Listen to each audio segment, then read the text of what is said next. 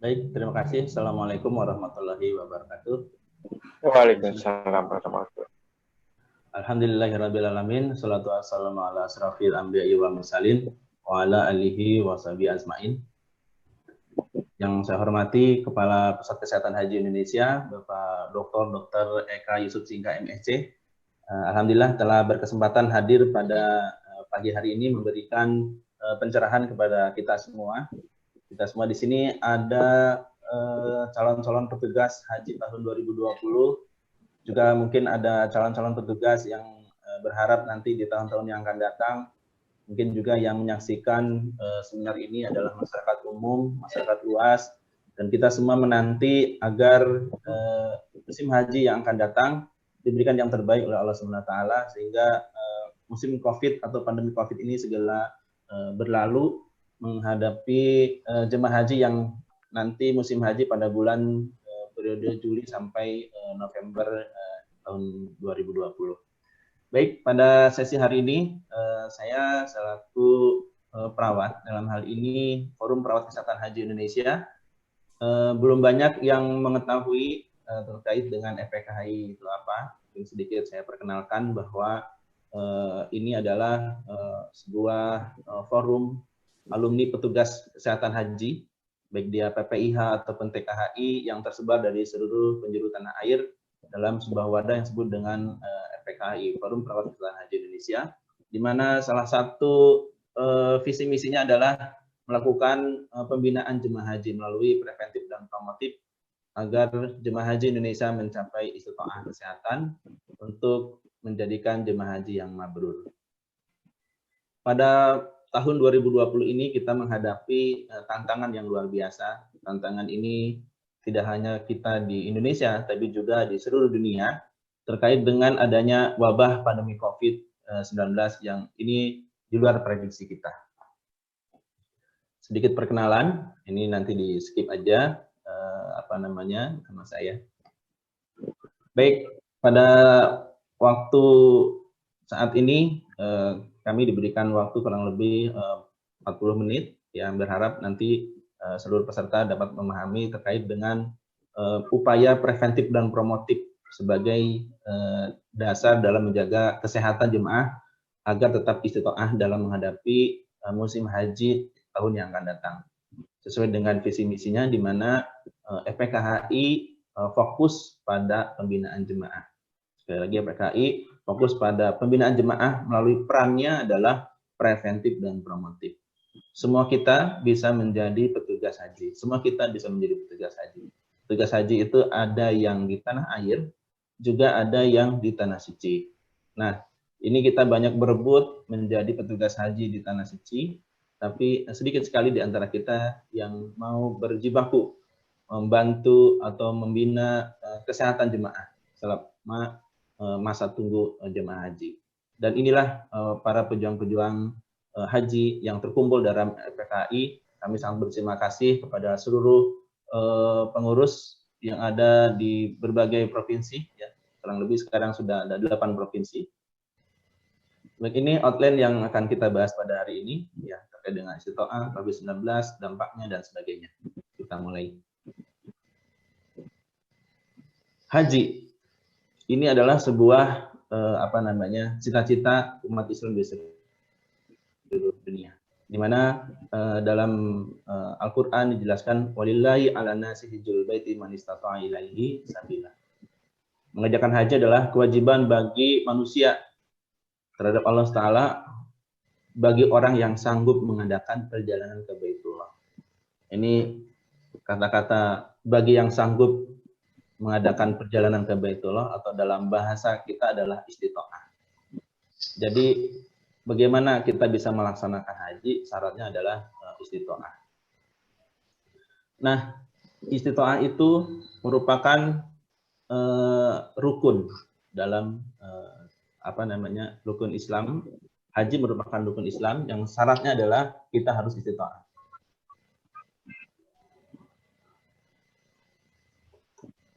Kemudian apa dalam istito'ah kita, baik itu istito'ah ataupun dalam segi harta, kesehatan, atau keamanan.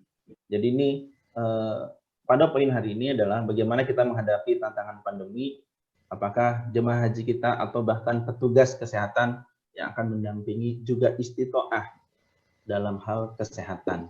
Ya, jadi apabila memang kondisinya tidak memungkinkan atau tidak istitoah, ya bisa jadi hal-hal yang diprediksi kita tidak bisa berjalan pada musim haji yang akan datang, ya itu mungkin merupakan sebuah pertimbangan yang tadi dipaparkan oleh Bapak Kapolres Haji, bahwa secara prinsip tenaga kesehatan siap apapun kondisinya, siap apabila diputuskan untuk berangkat, siap apabila tidak juga kita siap.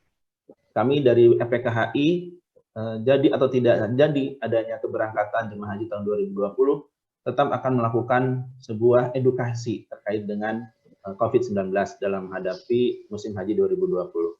Dalam hal ini tidak hanya bagi jemaah, tapi juga bagi petugas. Karena petugas menjadi tulang punggung untuk kesehatan para jemaah agar menjadi jemaah haji yang mabrur. Nah, tantangan berat pada musim haji 2020. Selama ini kita selalu bicara istitoah, baik itu istitoah kesehatan, baik istitoah harta ataupun keamanan. Dan ini benar-benar merasakan ini tantangan istitoah ini. Kenapa? Ini COVID-19 merupakan sebuah pandemi global. Kita lihat sejarah bagaimana terjadinya COVID-19 dimulai dipublish di Wuhan, di salah satu provinsi di Cina pada tanggal 31 Desember 2019. Sehingga virus ini disebut dengan COVID-19 atau COVID-19. Ini yang dipublish dilaporkan ke WHO. Kemudian WHO mengumumkan sebagai pandemi global pada tanggal 30 Januari 2020. 30 Januari 2020. Dan pada tanggal 11 Februari 2020 WHO mengumumkan jenis namanya, dulu mungkin namanya pneumonia Wuhan atau pneumonia Cina gitu ya. Kemudian diresmikan menjadi nama disebut dengan COVID-19. Nah, berdasarkan data resmi WHO mengatakan bahwa 80% pasien yang terinfeksi COVID-19 memiliki gejala ringan. Kemudian sekitar 5% mengalami kegagalan multi organ. Kemudian 5%-nya lagi dirawat inap. 14% mengalami pneumonia parah. Artinya 80% ringan, 20% mengalami perlu perawatan, dan 5% itu masuk ke ICU. Jadi kita menghadapi sebuah tantangan yang sangat luar biasa bagi jemaah atau calon jemaah atau bagi calon petugas untuk pada masa pandemi COVID-19 ini. Nah, ini yang ada di Indonesia juga sudah dirilis ya, bahwa memang kebanyakan 80% penyakit COVID-19 ringan, tapi walaupun ringan perlu penata laksanaan ataupun kita selaku petugas kesehatan memperhatikan hal-hal yang agar COVID-19 ini tidak menular kepada rekan yang lain. Berdasarkan data global, ini saya ambil pada tanggal 13 Mei 2020. Di seluruh dunia sudah 215 negara dan 4 juta. Kemudian ada 285.000. Nah, ini tanggal 13. Kemudian tanggal berapa ini ya? 13 juga. Tanggal 15 ini sudah 4 juta. 100 ya. Berapa nih? 107 negara ya. Ya, ini data global. Dan ranking tertinggi penderita terbanyak adalah di US, kemudian ranking 2-nya Rusia dan sebagainya. Kemudian lihat data di Indonesia, sebaran COVID-nya adalah di tanggal 13 Mei ada 15.000 ya, meninggal ada 1.028, yang sembuh 3.000, kurang lebih angka rate kematiannya sekitar 6, sekian persen ya. Nah, ini perbandingan global dengan Indonesia per tanggal 15 Mei ya, baru kemarin saya ambil datanya. Di Indonesia sudah 16.000, padahal 13 Mei 15.000. Jadi selang berapa hari, 2 hari, angka kenaikannya sangat signifikan. Maka tadi ketika dipaparkan oleh Pak Eka, apabila musim haji ini berjalan, maka resiko-resikonya itu sudah dijelaskan seperti tadi. Nah, ini lebih detail lagi, tanggal 15 Mei, di mana ada terkonfirmasi 16.000, kemudian yang ODP 260.000, yang PDP ada 34.000. Nah, ini angka-angkanya, sebaran di Indonesia. Ini saya tampilkan provinsi terbanyak, ternyata ada di Pulau Jawa. Ini jadi perhatian buat seluruh jemaah, kemudian juga seluruh calon petugas yang nanti ada di TKHI, terutama JKG, JKS, SOC, SUB. Ini memiliki tantangan yang luar biasa karena menjadi daerah merah pandemi COVID-19 di Indonesia. DKI sendiri di JKG ini menduduki 35,5%, artinya terbanyak memang di DKI Jakarta. Ini tantangan terberat buat calon petugas DKI nanti untuk menghadapi ini. Insya Allah kita siap semuanya ya. Karena audien dalam seminar ini juga mungkin ada orang awam ataupun audien berasal dari jemaah, maka sedikit saya memperkenalkan istilah-istilah ya yang sering didengar, mungkin belum memahami apa istilah-istilahnya. Mungkin buat calon-calon petugas ini sudah biasa ya memahami terkait dengan istilah-istilah ini. Oke, pertama ini yang dipublish adalah ODP dan PDP ya. Kemudian belakangan ada OTG. OTG itu orang tanpa gejala ya, seorang yang tidak bergejala namun memiliki kontak erat dengan kasus konfirmasi COVID-19. ODP memiliki riwayat demam, batuk pilek, dan kontak erat dengan pasien dengan COVID-19. PDP ini sudah memiliki pneumonia berat dan membutuhkan perawatan. Ya, tapi belum ada pemeriksaan hasil PCR yang muncul positif atau negatif. Nah, kalau saya lihat seluruh petugas kesehatan atau calon petugas nanti berada di pelayanan, baik itu di rumah sakit atau puskesmas, sudah pasti mereka kontak erat dengan pasien-pasien yang menderita COVID-19. Oleh karena itu, ini teman-teman harus senantiasa menjaga penggunaan APD, jangan sampai kita lengah karena kesehatan kita ya sangat dibutuhkan tidak hanya oleh kita, keluarga, tapi jemaah haji yang nanti akan kita layani di masa yang akan datang. Ada istilah baru selain ODP, PDP, dan OTG, ini adalah ODR, orang dalam risiko, di mana seseorang yang saat ini dalam 14 hari terakhir datang ke sebuah wilayah, namun tidak mengalami gejala klinis. Nah, ini buat Bapak Ibu yang berasal dari zona merah, kemudian pulang kampung, nah ini akan menjadi status ODR, orang dalam risiko. Oke, kategori ODR digunakan Satgas Percepatan Penanganan COVID-19 di beberapa daerah untuk mendata pemudik atau siapapun yang baru saja datang dari zona merah. Jadi hati-hati apabila kita nanti pada Idul Fitri besok ya diharapkan seluruh calon petugas untuk stay at home dulu ya, menjaga kondisi agar tidak menimbulkan hal yang penularan COVID-19 di daerahnya.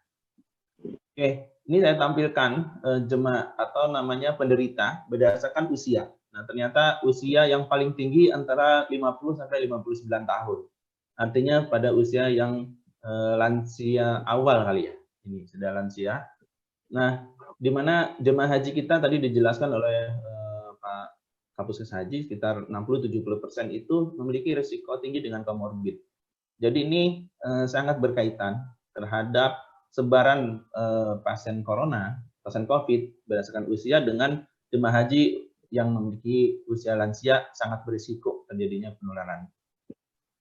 Oke, ini berdasarkan jenis kelamin, laki-laki paling banyak, dan di tabel angka meninggal, usia lansia sekali lagi ini paling banyak nih, sekitar hampir 50%, 44,7%.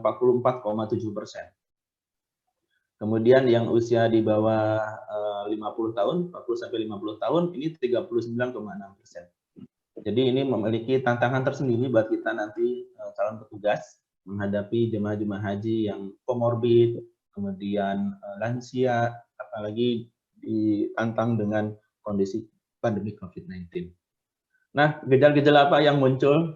77,8% dari gejala pasien dengan COVID adalah batuk, 50% adalah demam, dan lain sebagainya. Nah, ini adalah komorbid yang harus diwaspadai.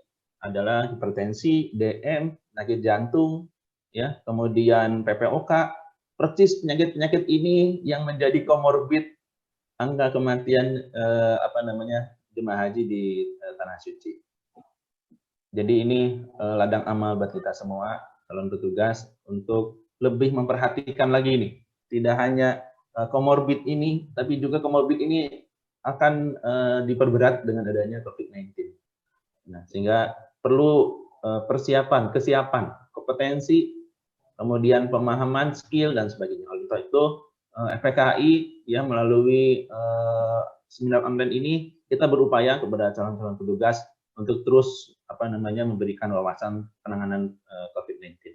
Dan alhamdulillah DPP PPNI juga setiap hari mengadakan daily seminar untuk calon-calon perawat, untuk perawat-perawat yang ada di seluruh Indonesia. Baik, untuk itu apa yang harus dilakukan dalam menghadapi pandemi COVID-19 bagi kita semua, baik itu petugas ataupun jemaah. Ini yang dilansir oleh WHO.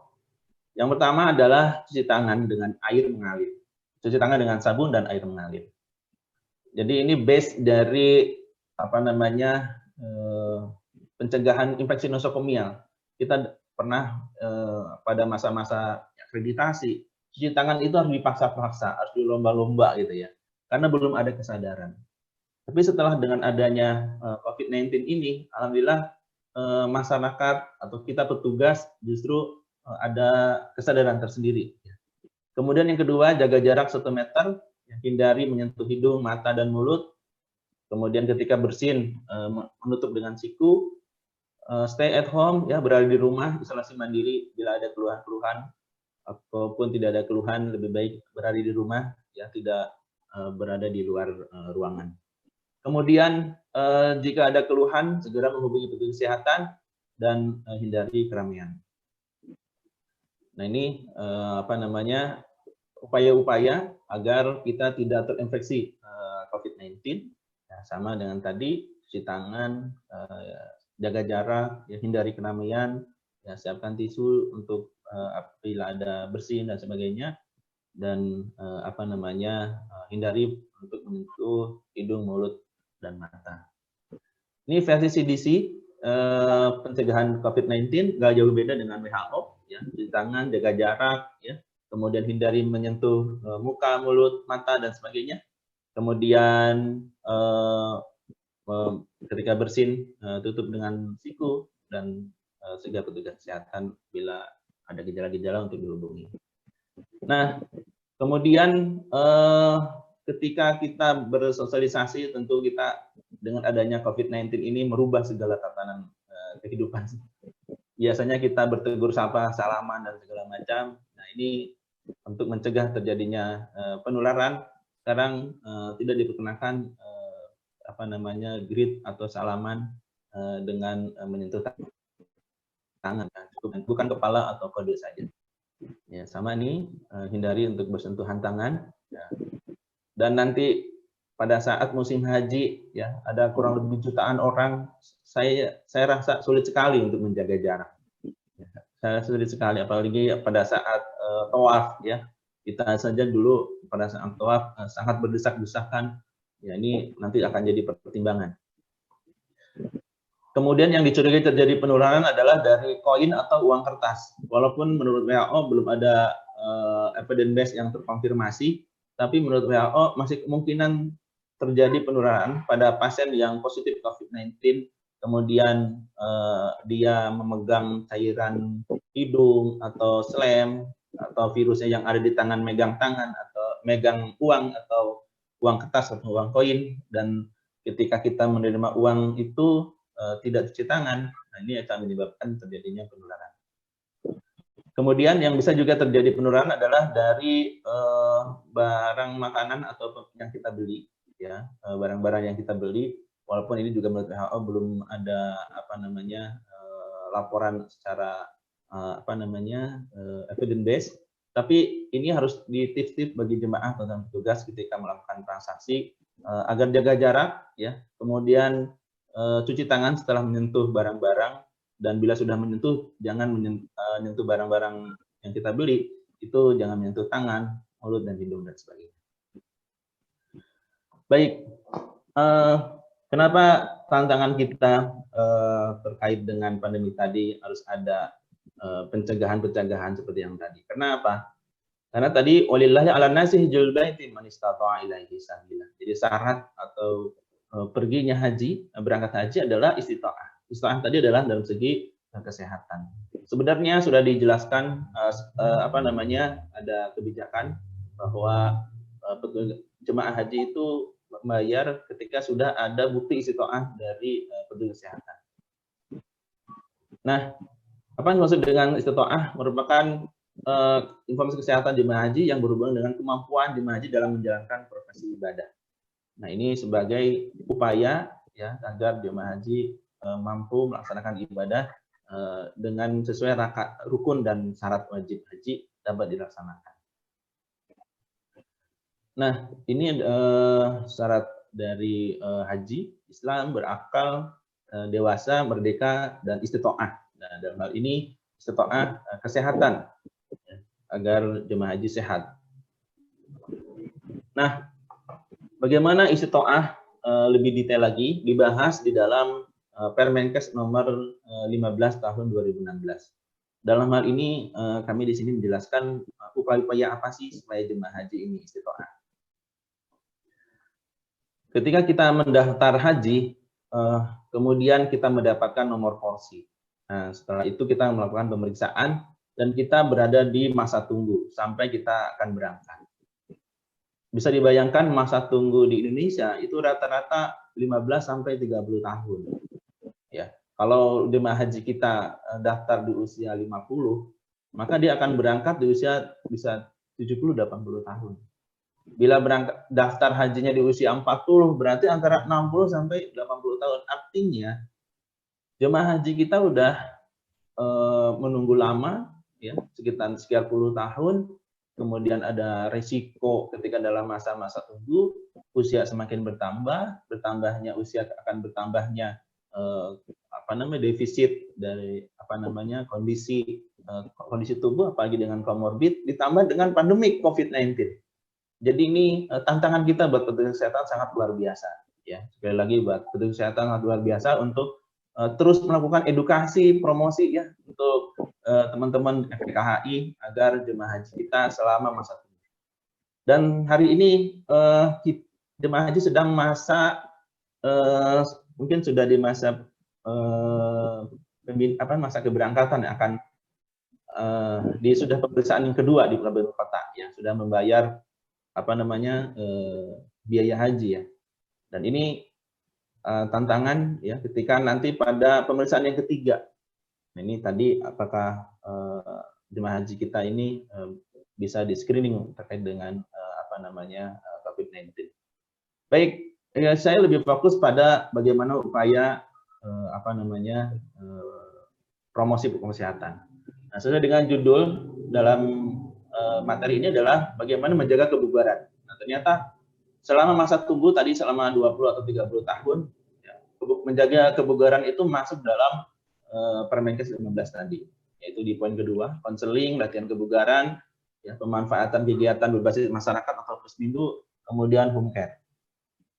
Kemudian penyuluhan kesehatan, ya, dan ini pembinaan kesehatan kebugaran di puskesmas, organisasi masyarakat. Nah, ini kita FPKHI salah satu dari organisasi masyarakat yang selalu konsen dalam rangka untuk melakukan upaya preventif dan promotif pada jemaah haji untuk mencapai istita'ah. Baik, kita lebih detail lagi apa yang harus dilakukan oleh petugas atau calon petugas ataupun para alumni petugas agar melakukan promotif preventif pada calon haji yang akan datang. Ini ada sebuah hadis yang luar biasa. Hadis ini sudah 1.500 tahun yang lalu atau 15 abad yang lalu. Bila kamu mendengar sebuah wabah di suatu daerah, maka kalian jangan memasukinya. Tapi jika wabah terjadi di daerah kamu, maka jangan tinggalkan tempat.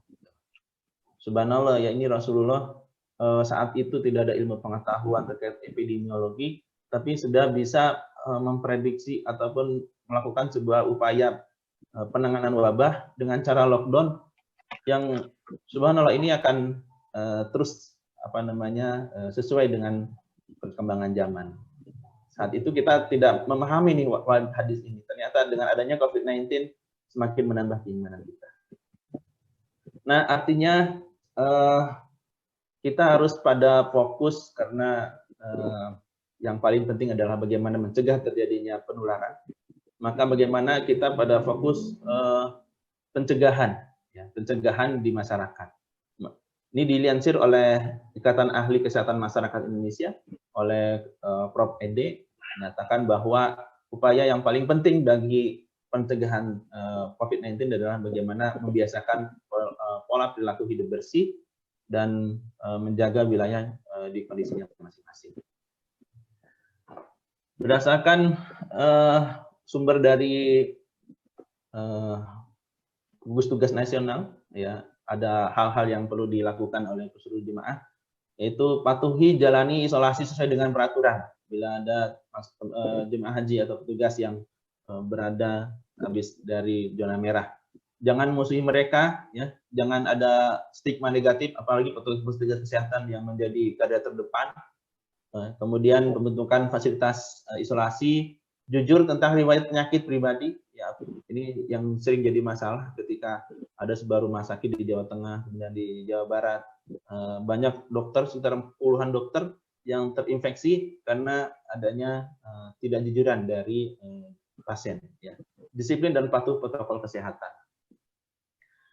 Saat ini kita berada di bulan Ramadan. Ini tentunya Ramadan yang istimewa di bulan ini karena kita menghadapi pandemik yang biasanya Ramadan salat tarawih, kemudian sahur, kemudian mengadakan tadarus bersama, kemudian buka bersama. Nah, ini karena adanya pandemi COVID-19 ini semuanya berubah. Oleh karena itu hal-hal yang bisa menyebabkan kerumunan massa itu dihindari. Ya, semua ibadah dapat dilakukan di rumah saja pada seluruh jemaah yang akan berangkat. Ya, tentunya kita ingin menghidupkan aktivitas ibadah yang biasa di masjid. Tapi buat kali ini ya lebih baik di rumah saja ya untuk mencegah terjadinya penularan COVID-19 di masjid. Oke, apa yang dilakukan pada penderita lansia dan penderita kronis untuk mencegah terjadi penularan? Ya, tadi sesuai dengan dari WHO ataupun CDC. Ya, cuci tangan dengan sabun dan air mengalir, kemudian saatnya benar-benar harus keluar rumah, maka harus menggunakan masker. Ya, awalnya masker hanya untuk orang yang sakit saja, nah, sekarang masker untuk semua. Jaga jarak. Ya. Kemudian bila misalkan ada orang tua kita perlukan sesuatu pembelian, ya baiknya bisa menggunakan jasa pengiriman. Kemudian tetap menjaga motivasi dengan komunikasi yang baik kepada orang tua kita ataupun calon jemaah yang mungkin dengan adanya COVID-19 justru akan menambah stres, kemudian imun juga turun. Perlu ada komunikasi yang baik dia telepon atau segala macamnya, karena kita tidak bisa pulang nanti pada saat Lebaran, tidak bisa bersilaturahim. Nah, hati-hati juga nanti menghadapi Lebaran. Ya, diharapkan ini seluruh petugas, seluruh jemaah haji ya stay at home, tidak mudik dan tidak pulang kampung ya. Ada banyak istilah mudik dan pulang kampung berbeda ya, pada intinya sama, akan menyebabkan terjadinya penularan ya dari kita kepada orang-orang yang ada di daerah. Oke, saatnya kita menikmati ibadah pada bulan Ramadan ini dengan asik di rumah saja, nonton TV di rumah, tapi yang edukasi, kemudian tadarus Al-Qur'an mandiri di rumah. Olahraga ringan seperti senam, jalan yang biasanya kita main olahraga di gor ataupun sepak bola. Nah, saat ini kita berada di rumah. kemudian menyiapkan makanan yang bergizi, ya. Kemudian berbincang dengan kerabat dan keluarga cukup dengan online seperti pelatihan atau seminar pada hari ini. Nah, ini yang menarik dilakukan oleh Kementerian Olahraga, di mana ketika orang banyak berada di rumah tentunya jenuh, kemudian stres, pusing, gitu ya. Apalagi ini kita nggak tahu akan sampai kapan terjadinya COVID-19 berhenti atau selesai. Maka untuk menjadi kejenuhan itu adalah tetap menjaga kebugaran. Jadi bugar walaupun di rumah saja, ini luar biasa. Dilansir oleh Menpora ya pada 9 Mei 2020. Jadi lakukan aktivitas olahraga yang cukup di rumah dilakukan. Contohnya apa? Tadi bisa senam menggunakan tali atau dilakukan olahraga yang bisa dilakukan di rumah. Jadi olahraga tidak harus keluar rumah ya, bisa yang sifatnya statis ya buat jemaah atau petugas yang mampu, ada sepeda statis, ada walking statis gitu ya, seperti treadmill. Kemudian apa sih pedoman pembinaan kebugaran jasmani menurut Kemenkes? Ini ada buku pedomannya ya, walaupun ini buku lama tapi saya kira ini bisa menjadi panduan buat kita semua. Pengukuran kebugaran atau pembinaan kebugaran jasmani adalah kemampuan tubuh seorang untuk melakukan pekerjaan sehari dalam jangka waktu yang relatif lama tanpa menimbulkan kelelahan yang berlebihan. Ya, jadi tindakannya contohnya adalah stretching, ya, latihan kekuatan otot, senam, jalan tempat, jogging, push up, sit up, ya, sepeda statis, senam aerobik. Tentunya ini bisa dilakukan di rumah. Oke, apa saja yang dilakukan komponen kebugaran? Kebugaran jasmani yang berhubungan dengan kesehatan, yaitu daya tahan jantung, kemudian kekuatan daya tahan otot, ya, fleksibilitas, kelenturan, dan komposisi tubuh. Kemudian kebugaran jasmani yang berhubungan dengan keterampilan skill, yang terdiri dari komponen kecepatan gerak, kelincahan, keseimbangan, kecepatan reaksi, koordinasi, dan daya kemampuan otot. Oke, latihan fisik bagi jemaah. Apa yang disarankan oleh Kementerian Kesehatan, yaitu berharap dapat mengendalikan atau mengendalikan berat badan sehingga menurunkan risiko terjadi obesitas, mencegah atau mengendalikan tekanan darah yang tinggi, mencegah, menurunkan, dan mengendalikan gula darah pada penderita tipe 2, memperkuat otot jantung, meningkatkan kapasitas otot jantung, kemudian mengurangi risiko penyakit pembuluh darah tepi. Dan dengan adanya olahraga juga menghindari stres ya, karena jenuh berada di rumah terus. Nah, ada yang perlu diperhatikan ketika latihan fisik bagi jemaah haji yang kontraindikasi pada saat kita akan melakukan latihan. Pertama, pada kondisi jemaah haji yang sama sekali tidak dianjurkan untuk melakukan latihan fisik, yaitu bila ada kelainan EKG saat istirahat dengan adanya kemungkinan infak. Kemudian terjadi angina prektoris yang tidak stabil, aritmia ventrikel, hipertensi tidak terkontrol, DM tipe 2, tromboflebitis, infeksi akut, dan psikosis. Tadi yang kontraindikasi yang mutlak, ini sekarang kontraindikasi relatif. Pada kondisi ini, jemaah haji dapat melakukan latihan fisik dengan pengawasan tenaga kesehatan terlatih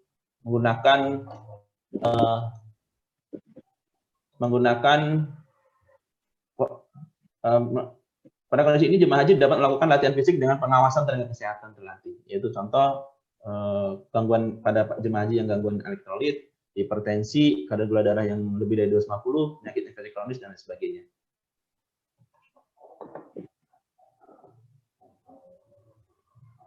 Nah, ini alur ketika melakukan pada kondisi normal, ya, ini pada kondisi normal kita jemaah haji biasanya melakukan pengukuran kebugaran di puskesmas ya, dengan mengisi formulir Parki NU. Nah, aktivitas apapun yang bisa dilakukan di rumah, nah ini sangat penting dilakukan untuk tetap menjaga kebugaran fisik jemaah haji, juga menjaga kebugaran mental.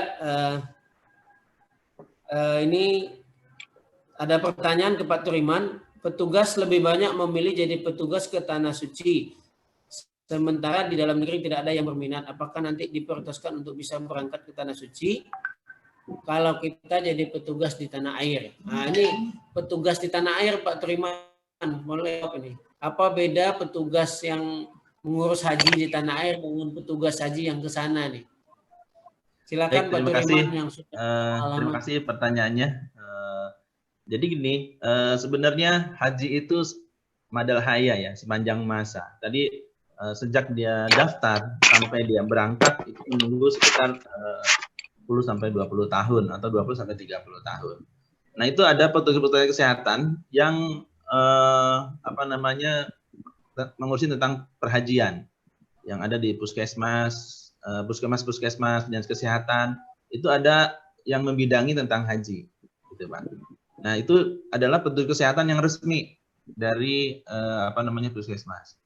Tapi juga ada petugas kesehatan yang sukarela. Sukarela dalam hal ini adalah kami para alumni petugas. Di kesehatan ada AKHI, Asosiasi Kesehatan Haji Indonesia, ada Perdoki, Persatuan Kedokteran Haji Indonesia, ada FPKHI nih, Forum Perawat Kesehatan Haji Indonesia.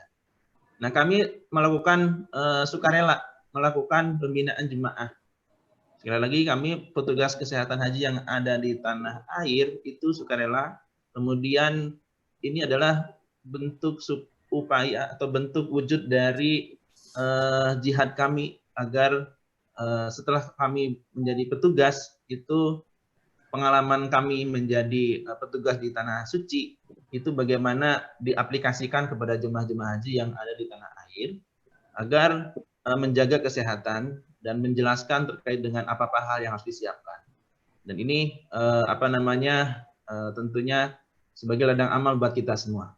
Yang belum bergabung di FPKHI, para alumni-alumni petugas itu lebih banyak Pak Budi. Ya, itu kurang lebih tadi Pak Eka menjelaskan setiap tahun itu ada 1.000. Kalau ada 10 tahun ada 10.000. Dan 60% petugas kesehatan itu rata-rata perawat. Ya, karena perbandingan dokter dan perawat 2:1 di TKHI di kloter itu. 2 perawat, 1 dokter. Artinya 60-30 kan. Nah, ini tersebar di seluruh Indonesia. Dari Sabang sampai Merauke, di pelosok sampai ke superficial. Sedangkan jemaah haji kita juga menyebar di seluruh Indonesia superficial. Artinya kita melakukan pembinaan haji harus sampai pada tingkat-tingkat daerah, sampai ke ujung-ujung Indonesia, ke pelosok-pelosok. Siapa yang bisa melakukan itu? Tugas utamanya memang negara, dalam hal ini Kementerian Kesehatan. Tapi kita semua sebenarnya, dalam hal ini kami dari FPKHI mengambil peran itu sebagai bentuk dari kecintaan kami pada perhajian ini untuk senantiasa melakukan upaya preventif dan promotif terhadap jemaah haji agar jemaah haji kita sehat, apalagi menghadapi pandemi COVID-19, sehingga tujuan akhirnya adalah istiqoah. Sekali lagi, istiqoah tujuan akhirnya. Karena istiqoah ini adalah syarat untuk bisa jemaah haji kita berangkat menunaikan ibadah haji. Demikian. Kenapa lebih banyak mengejar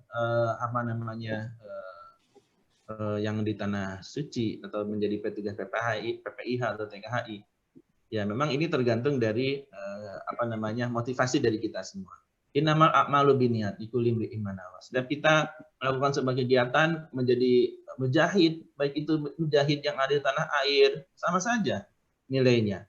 Menjadi mujahid di tanah suci sama saja, karena Allah tidak melihat dari apa yang akan kita kerjakan, tapi apa niat motivasi kita.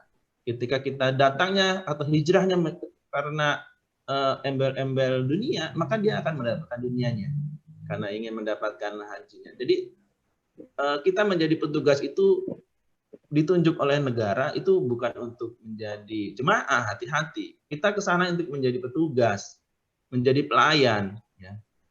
Dan kita mesti luruskan niat itu, ya.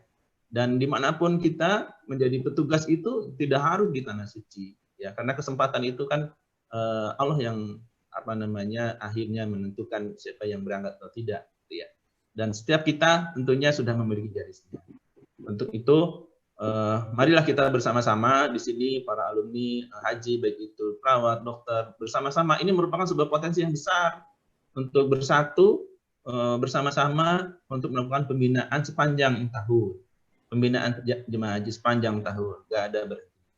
Nah, dengan era COVID-19 ini kita fokus melalui seminar online yang bisa merambah sampai ke superficial agar pemahaman terhadap pencegahan ya terhadap penyebaran COVID-19 agar jemaah haji kita sehat, tidak tertular corona, dan petugas haji kita juga sehat dan siap ketika ditugaskan berangkat dengan skill, pengetahuan, kompetensi terkait dengan COVID-19. Demikian Pak Dr. Budi. Ya, terima kasih Pak Turiman. Ini banyak pertanyaan luar biasa. Sekedar diketahui petugas haji itu tidak hanya petugas kesehatan. Ada petugas non kesehatan dan kini karena kita petugas kesehatan ini juga. Dan petugas kesehatan bukan hanya perawat dan dokter saja. Ada tenaga counseling yang juga diikutkan dan tenaga lain. Tapi jumlahnya tidak sebanyak perawat dan dokter. Jadi teman-teman dilihat di webnya pendaftaran haji online yang di Kemenkes ada. Ya, itu ada online dan sekarang tidak ada KKN. Ini terimanya online. Kemudian, mohon maaf, selain online juga itu pendaftaran haji melalui pusat. Ada juga tenaga kesehatan haji di setiap provinsi bahkan kabupaten menyediakan lagi. Jadi teman-teman banyak peluang tidak hanya di pusat, di daerah juga ada. Jadi ini manfaatkan. Silakan nanti berbagi info untuk terkait masuk ke ini bisa dijapri nanti Pak Turiman, Pak Sumedi dan juga Noval untuk masuk di pro kami bagaimana caranya. Jadi apresiasi yang luar biasa juga. Mari tadi mengenai kesehatan kalau ditunda bagaimana? Oh jangan takut ya, yang penting kuatkan doa kita, banyak ibadah kita, kesehatan tetap dijaga karena kesehatan sangat berharga. Jangan sampai nanti besok dibuka, tahun depan dibuka, yang sudah lolos haji ternyata nggak bugar. Nah, dan ini bisa dibatalkan untuk ikutnya. Dan juga tadi saya lihat ada info dari BPPK Ciloto juga sekarang banyak ya mengadakan pelatihan-pelatihan online tentang haji dan lain-lainnya. Silakan diikuti, jadi tidak menghalangi teman-teman dimanapun berada dengan teknologi 4.0 ini, 4.0 ini untuk bisa saling berbagi ya, untuk juga bisa saling berdiskusi, menambah pengetahuan dan pengalaman dari teman-teman dari berbagai daerah bahkan dari luar negeri juga. Jadi silakan nanti kita siap berbagi info karena waktunya sudah habis ya Pak Turiman. Dari saya ucapkan terima kasih luar biasa ya, keberkahan bagi kita semua, sehat selalu. Kita doakan ya, doa hari ini, doa di bulan puasa. Doa bagi orang yang berpuasa. Kita ini haji semua, ya, yang belum haji dihajikan, dimudahkan, diluaskan rezekinya dan diberikan kesehatan, ya. Semoga kita selalu dalam keberkahan, diluaskan rezekinya oleh Allah Subhanahu wa taala. Dari saya kembalikan ke Pak Sumedi, ya. Assalamualaikum warahmatullahi wabarakatuh. Waalaikumsalam warahmatullahi wabarakatuh. Mungkin Pak Turiman ada sesuatu yang disampaikan sebelum saya. Baik, Assalamualaikum warahmatullahi wabarakatuh. Saya menyapa kembali kepada seluruh peserta Karomah Kajian Online Ramadan Jemaah Haji yang pertama. Kami ucapkan banyak terima kasih kepada seluruh partisipan, baik yang ada di ruang Zoom meeting. Ini ada sekitar 500 peserta dan ada ratusan sampai ribuan yang mau masuk tapi nggak bisa. Sampai tadi narasumber Pak Kapus juga mau masuk sulit karena begitu banyaknya peminat untuk masuk dalam seminar online ini. Tentunya kami dari DPP FKHI mengucapkan banyak terima kasih. Salam untuk seluruh pengurus FKHI provinsi yang ada di Jawa Barat, kemudian Jawa Tengah, Jawa Timur, Kalimantan Utara, Sumatera Utara, kemudian Riau, kemudian Kalimantan Selatan, dan seluruh alumni petugas yang ada di seluruh Indonesia. Salam kami dari DPP FKHI Pusat. Semoga senantiasa kita diberikan kesehatan dan berkah-berkah di bulan Ramadan. Juga salam saya kepada seluruh peserta, baik itu yang akan menjadi calon petugas, ya, atau maksudnya akan menjadi petugas haji 2020. Mari kita persiapkan dengan bekal yang terbaik, yaitu adalah bekal motivasi niat kita luruskan untuk melayani para jemaah haji kita pada musim haji 2020. Bagi yang belum berkesempatan menjadi petugas haji, jangan berkecil hati. ya terus berusaha, karena setiap kita memiliki takdirnya. Sekali lagi, setiap kita memiliki takdirnya. Ini akan terus musim haji ini akan terus berjalan selama dunia ini ada, ya. Akan terus ada musim haji, kecuali ada hal-hal yang force major seperti COVID-19 ini. Maka jangan berkecil hati. Setiap tahun Pusat Kesehatan Haji selalu mengadakan rekrutmen.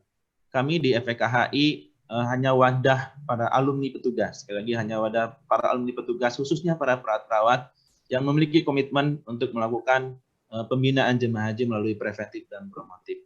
Demikian, terima kasih yang sebanyak-banyaknya. Semoga di bulan suci Ramadan ini, di hari-hari yang terakhir, di 3/4 hari terakhir di bulan suci Ramadan, kita berdoa kepada Allah Subhanahu wa taala semoga wabah COVID-19 ini segera berakhir. Ya, semoga doa-doa kita di akhir-akhir Ramadan ini, jemaah haji kita diberikan kesehatan, kemudian petugas haji kita juga diberikan kesehatan, kesiapan. Wabil khusus kepada Kepala Pusat Kesehatan Haji, Bapak Dr. Eka Yusuf Singka, senantiasa komitmen terus mengawal haji. Semoga beliau diberikan kesehatan, keberkahan, dan seluruh jajaran Puskes Haji juga diberikan kesehatan, keberkahan. Dan juga seluruh pengurus FPKHI dimanapun berada, semoga senantiasa diberikan kesehatan, keberkahan. Demikian sebagai closing statement. Insya Allah nanti akan lanjut lagi pada Karomah 2 yang akan dilaksanakan pada tanggal 21 Mei 2020 pada hari Kamis dengan narasumber Dr. Jerry Nasaruddin, Komandan TGC 2017-2018, dan Pak Sumedi selaku Sekjen FPKHI Pusat. Demikian, terima kasih semuanya. Pak Sumedi, Assalamualaikum warahmatullahi wabarakatuh. Waalaikumsalam warahmatullahi wabarakatuh. Oh ya,